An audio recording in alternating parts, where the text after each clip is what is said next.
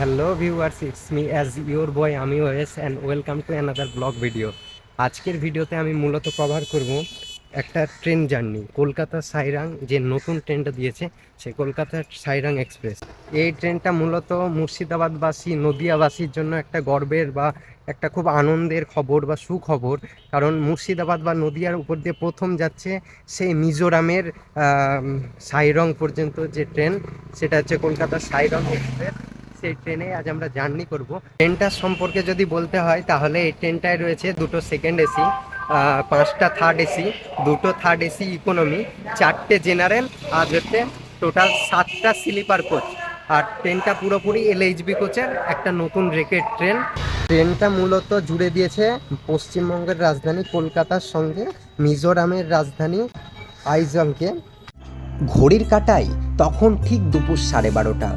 প্রথম দিনের কলকাতা সাইরাং এক্সপ্রেসের রোমাঞ্চকর অভিজ্ঞতার সাক্ষী হতে আমি পৌঁছে গিয়েছিলাম কলকাতা রেলওয়ে স্টেশনে।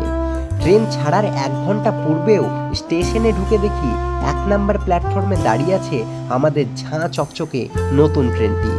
মানুষের মুখের মৃদু হাসি আর সেলফি তোলা জোরই বলে দিচ্ছিল আজকে কোনো সাধারণ দিন নয়, আজ এক বিশেষ দিন। হ্যাঁ বন্ধুরা, আজকের এই বিশেষ দিনে নসিপুর সেতুর মাধ্যমে কলকাতা থেকে সরাসরি নর্থ ইস্ট ইন্ডিয়ার বন্ধুত্বের মিলবন্ধন যেন আরও গাঢ় করল এই ট্রেনটি। একের পর এক স্টেশনে মানুষের ট্রেন দেখার ভিড় আর তাদের মুখের রোমাঞ্চকর হাসি কোথাও যেন ট্রেনটির গুরুত্ব শতাধিক গুণ বাড়িয়ে দিচ্ছিল।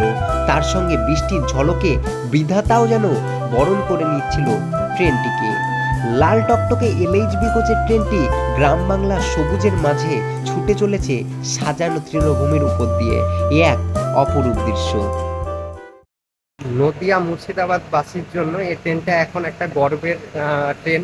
এই ট্রেনে নর্থ বেঙ্গল পৌঁছে যাওয়া যাবে খুব সহজেই।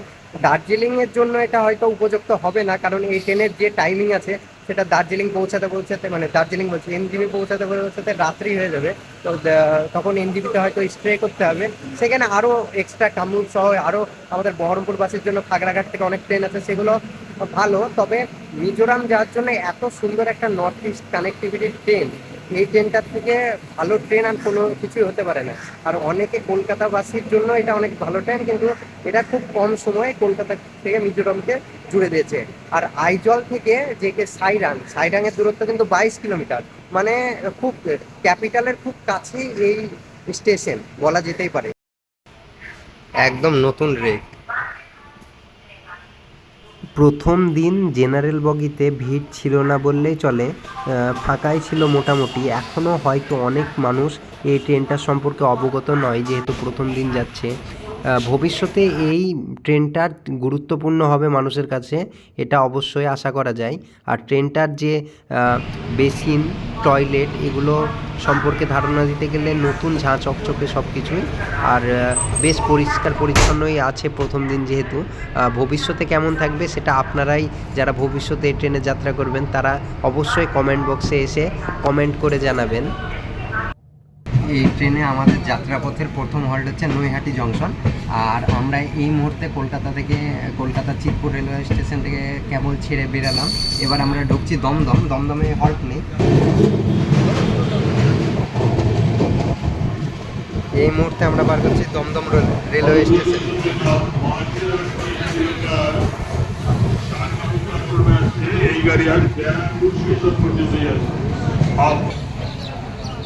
তারপর দীর্ঘ পথ পাড়ি জমিয়ে আমাদের ট্রেন নির্ধারিত সময় থেকে ঠিক 10 মিনিট দেরিতে নৈহাটি রেলওয়ে স্টেশনে এসে পৌঁছালো। নৈহাটিতে মানুষের দেখার উল্লাস অনেক বেশি ছিল। ওখানে অনেক মানুষ প্রথম দিনের এই ট্রেনটাকে দেখতে এসেছিল। এই ট্রেনটি মূলত সপ্তাহে 3 দিন কলকাতা থেকে সাইরংয়ের উদ্দেশ্যে রওনা হবে এবং 3 দিন সাইরং থেকে কলকাতা আসবে। এই ট্রেনটিতে আমি মূলত জার্নি করেছিলাম বহরমপুর কোর্ট স্টেশন পর্যন্ত। এই ট্রেনটির যে ওভারঅল এক্সপিরিয়েন্স যদি আমি তোমাদের সঙ্গে শেয়ার করি, তাহলে ট্রেনটি প্রথম দিন একটু লেটে থাকলেও কৃষ্ণনগর পর্যন্ত ভালো রিকভার করেছিল, টাইমে পুরো ঠিক টাইমে ঢুকিয়ে দিয়েছিল। বহরমপুর কোচ স্টেশন এবং কৃষ্ণনগর সিটি জংশনের প্ল্যাটফর্ম ছোট হওয়ার কারণে ট্রেনটি দুইবার করে দাঁড়াচ্ছিল। প্রথমে একটা অংশ দাঁড়িয়ে যাচ্ছিল, তারপরে যে অংশটা প্ল্যাটফর্ম পাচ্ছিল না সেই অংশটাকে দাঁড় করানো হচ্ছিল। ঠিক এইরকমভাবেই আমরা নির্ধারিত সময় থেকে ঠিক 15 মিনিট দেরিতে বহরমপুর কোর্ট স্টেশনে পৌঁছেছিলাম। এত বৃষ্টির মধ্যে 184 কিলোমিটার পথ চলে কলকাতা সাইরং এক্সপ্রেস বহরমপুর কোর্ট স্টেশনে পৌঁছালো। অবশেষে মুষলধারে বৃষ্টির মধ্যে দিয়ে ট্রেনটিকে বিদায় জানালাম এবং আজকের এই গল্পের ইতি টানলাম। আবারও তোমাদের সামনে হাজির হব অন্য কোনো দিন অন্য কোনো গল্প নিয়ে। ততক্ষণ পর্যন্ত তোমরা সকলে ভালো থেকো, সুস্থ থেকো। ধন্যবাদ।